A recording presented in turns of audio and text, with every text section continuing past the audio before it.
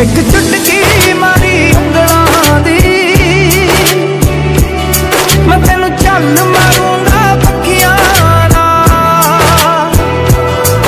मैं चन्न सितारे की करने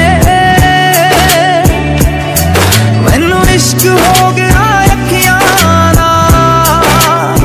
मैं फुल तेरे पैरी रख देऊं तू जद लंघना अपनी सखियां नाल। मैं चन्न सितारे की करने मैनू इश्क हो